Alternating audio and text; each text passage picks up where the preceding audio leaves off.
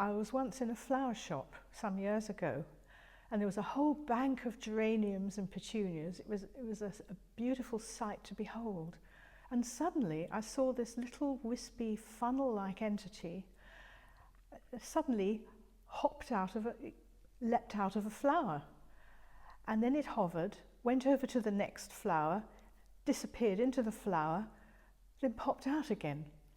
And it very much fits with the description of some of these entities that have been described by the Theosophical Society in the book Kingdom of the Gods.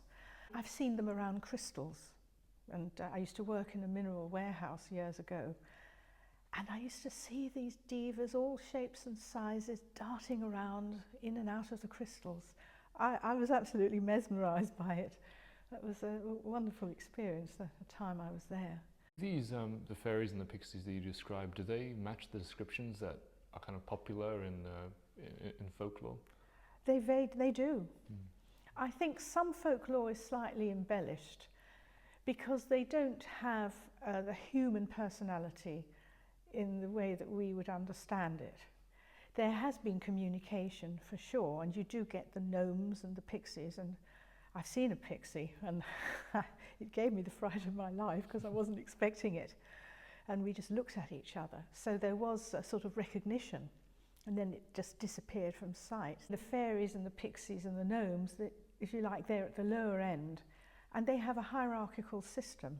So if they're at the lower end, and they help to feed, say, the roots or some of the flowers, where you have a tree, for instance, you'll have a more advanced devic entity that governs the growth of the tree. And then you go above that and you'll have a greater devic entity who governs the life force of the whole forest. And each section of, diva, whatever, gnomes or whatever you want to call them, they all have their function, and they help every part of that plant to grow and to flourish. And so long as it's not interfered with by us, it will function normally as it should be. So you talked about this hierarchy in the Devic kingdom. Yes. We've talked about some of those in the lower end and even those who might govern the life force of a whole forest.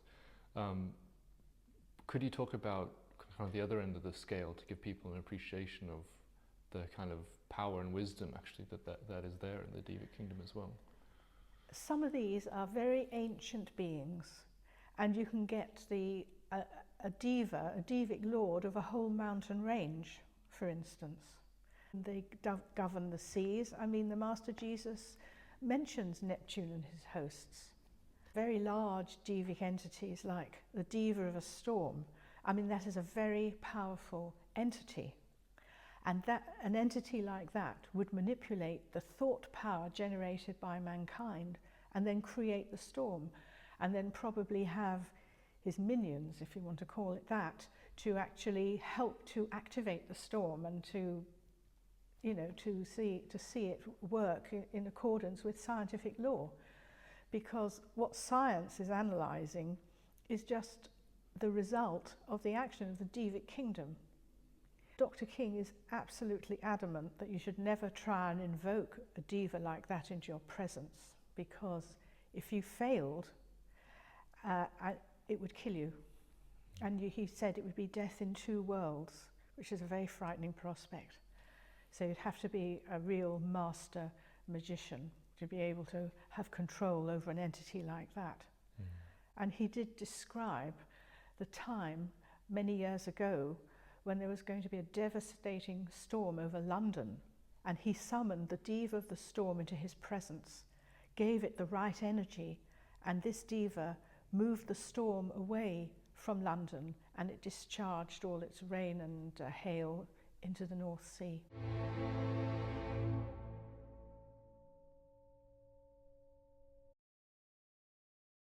This is that tool, this is that magic that anyone, whoever they are, from around the world can tune in together with other like-minded people through 12blessings.org in order to send out spiritual energy, healing and upliftment into our world.